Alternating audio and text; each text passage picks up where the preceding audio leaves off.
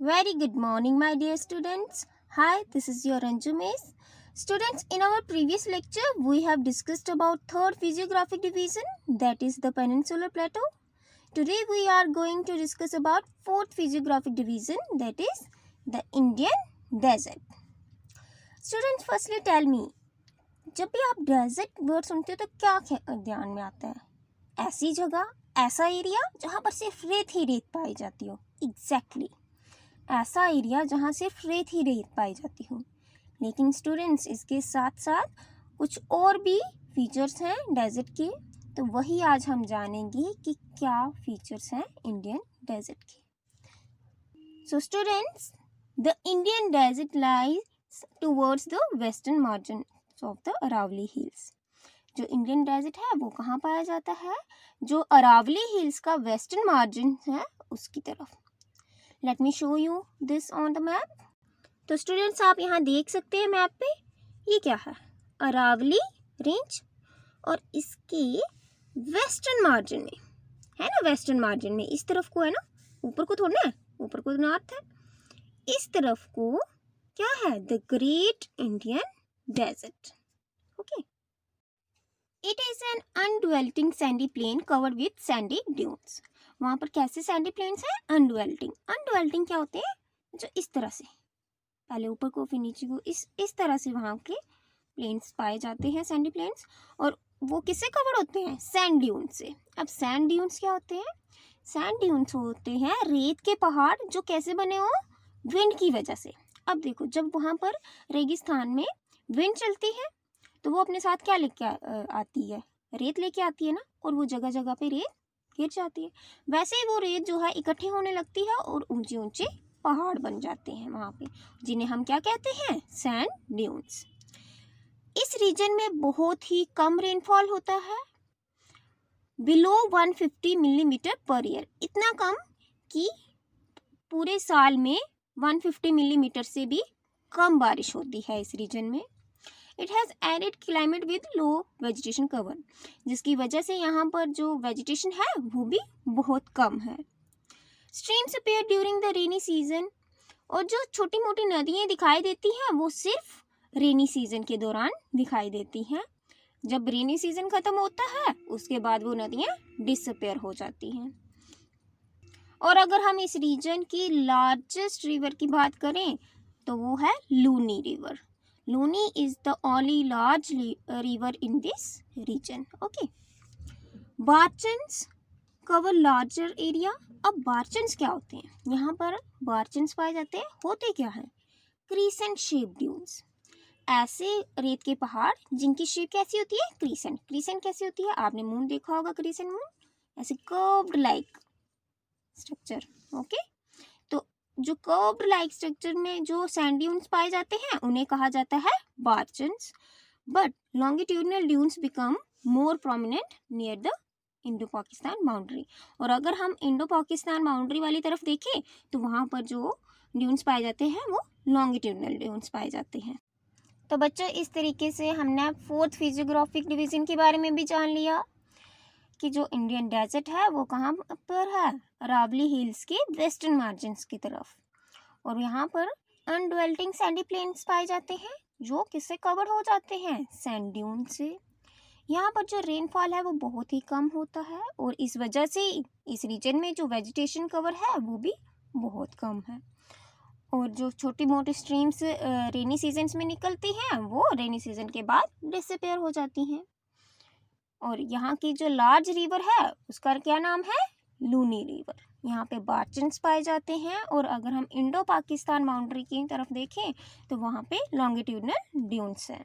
Okay, अब हमारा next physiographic division आता है, fifth physiographic division, that is the coastal plains. The peninsular plateau is flanked by stretch of narrow coastal strips. हमने peninsular plateau के बारे में जाना. जो पेनिनसुलर प्लेटो है वो नैरो कोस्टल स्ट्रिप से गिरा हुआ है. और ये जो कोस्टल स्ट्रिप्स हैं ये रन कर रही हैं अलोंग द अरेबियन सी.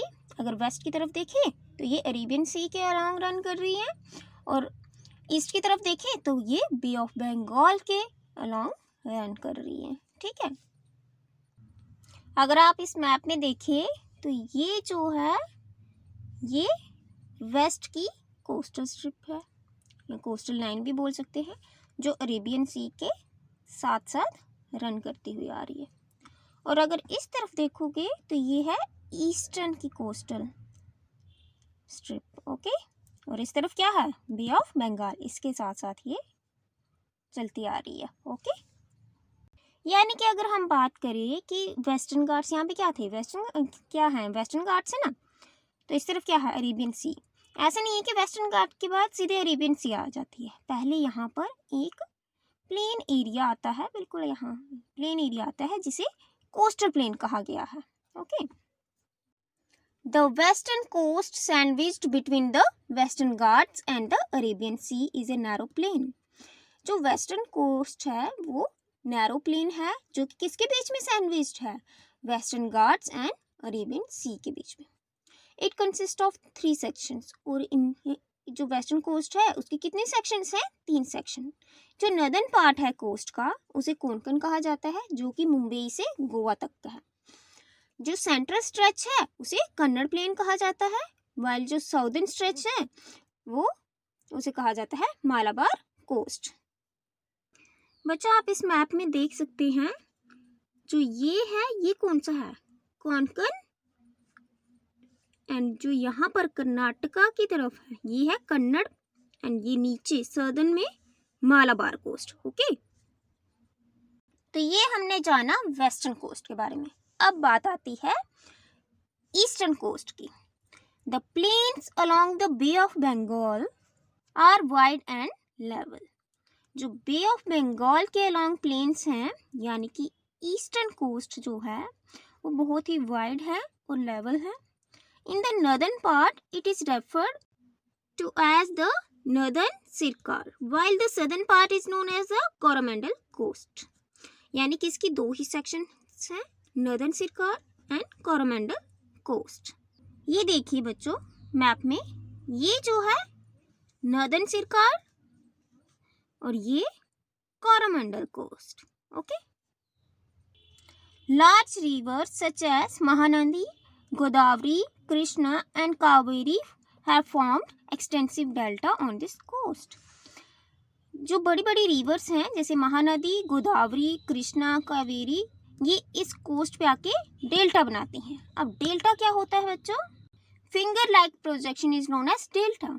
यानी कि जब ये रिवर्स ऊपर से आती हैं तो ये इस कोस्ट पे आके ये बहुत सारी ऐसे फैल जाती हैं, कुछ यहाँ से बहेगी, ये इसी एक रिवर में से, मानो एक रिवर आ रही है, फिर वो यहाँ से ऐसे करके टर्न होकर कुछ यहाँ को फैल कर, इस तरह से फैलने के बाद फिर वो बे ऑफ बंगाल में जाके मिलती हैं। तो बे ऑफ बंगाल में जाके मिलने से पहले वो जो फिंगर लाइक प्रोजेक्शन बनाती हैं उसे कहते हैं डेल्टा। सो स्टूडेंट्स आप देख रहे होंगे कि यहाँ पर आपकी बुक में एक बॉक्स में दिया गया है कि the Chilika lake is the largest salt water lake in India. यानी कि अगर हम इंडिया की लार्जेस्ट साल्ट वाटर लेक की बात करें तो वो चिल्का लेक है, इनका कहना ये है। यहाँ पर मैं आपका ये डाउट क्लियर करना चाहूँगी स्टूडेंट्स, अगर हम इंडिया की लार्जेस्ट साल्ट वाटर लेक की बात करें तो वो सांबर लेक है, जो कि largest inland salt water lake है और लोकेटेड है 96 kilometre south west of the city of Jaipur में। ओके, हाँ ये अंडरस्टैंडेबल है कि जैसे कोस्टल लेक्स हो गई, चिल्का लेक, किलवली लेक, ये भी साल्टी हैं क्योंकि ये जो है साल्टी वाटर रिसीव करती हैं ओशन से। लेकिन जो सांबर लेक है वो इनलैंड लेक है, जो जितना भी जो वाटर वो रिसीव करती है, मोस्ट ऑफ द वाटर वो रिसीव करती है साउथ वेस्ट मानसून से। कौन सा वाटर, साल्टी वाटर।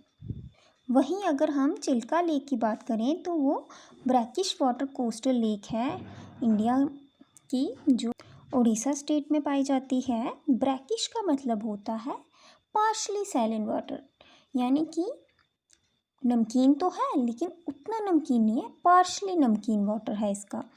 और ये जो चिल्का लेक है वो लार्जेस्ट कोस्टल लेक है इंडिया की। ओके स्टूडेंट्स, आई होप आपको ये डाउट अच्छे से क्लियर हो गया होगा।